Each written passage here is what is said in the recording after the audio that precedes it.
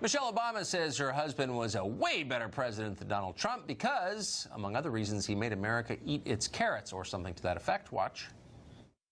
The 8 years that Barack was president, it was sort of like having the good parent at home, the one that told you to eat your carrots and go to bed on time. And now perhaps we have the other parent. Maybe it feels fun to some for now because we can eat candy all day and, stay up late and not follow the rules.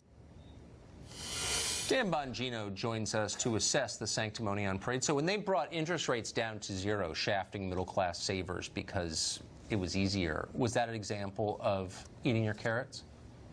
Yeah, the massive quantitative easing program that enriches investors and people with assets and decimates working-class families. Yeah, terrific, Tucker.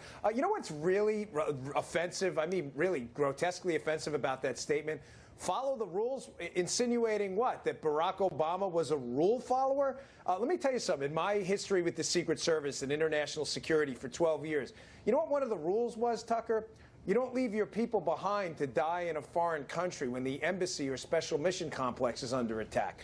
You know what else is another one of the rules? When you're an IRS special agent with 1811 law enforcement authority, you don't go and target conservative groups out there with a weaponized IRS. Here's one more doozy for you. Let me give you another rule. When you're an executive branch official, no less the president in charge of it, you don't go out and usurp authority that is not yours on immigration by claiming prosecutorial discretion on people who cross the border illegally. Those are just a few rules Barack Obama just said. Can you think? So the idea is, we were brave and we told the truth even when it was unpopular. Can you think of a single example, and I can, I watched carefully for 8 years, where Obama or his wife said anything that would be unpopular in Williamsburg, Brooklyn, or Washington, D.C., or Los Angeles? I mean, they seem to just read from the script of their friends. Did they ever challenge conventional wisdom on anything? No. To be fair, let me do one. There was one time I heard him give a speech about Vietnam veterans, and I thought it was a good speech. And he basically gave no safe harbor to people who had attacked our Vietnam veterans. The Democrat Party had, and that was, but other than that, Tucker, he was a fake on taxes. He was awful on health care. He expanded the administrative state. He invented a bunch of presidential authority he didn't have. And I say with no reservations, he was the worst president in my lifetime. I'm 43 years old. Absolutely no doubt about that on any metric. I wonder if he invited Al Sharpton over to the White House 70-odd times as a policy advisor. I wonder if he and his wife ever think, we left this country so desperate and unhappy that they elected Donald Trump to succeed us. I wonder, that's like kind of an obvious conclusion. Has it ever occurred to them?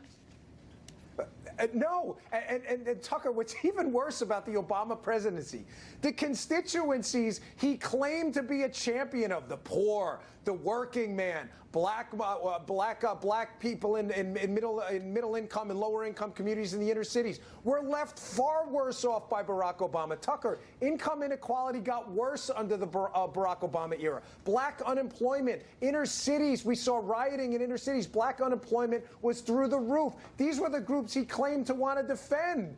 No, he left just about everybody worse off.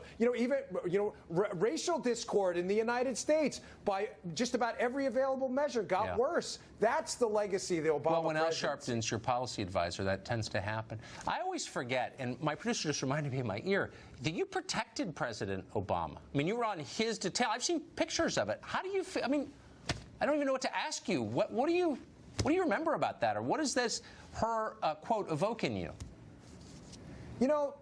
The worst part about it for me personally is he was a nice guy to me personally. Yeah. And I know you feel it's not personal to me. Politics isn't. This is the business of running the country. And so was his wife. They were always very pleasant to be around. They never gave us a hard time. And he was a gentleman. But you know what? A lot of people are gentlemen. And that's great. But that doesn't make you an effective president of the United States, Tucker. He hurt my wallet. He hurt my health care. He hurt my business. And, that's why I left. I couldn't take it. He hurts the country. But I'm still glad he was nice. Yeah. That actually does count to me. Dan, thank you for that. As always, great to see you. That's it for us. Tune in every night at 8 to the show that's a sworn enemy of lying, pomposity, smugness, and group. Then good night from Washington.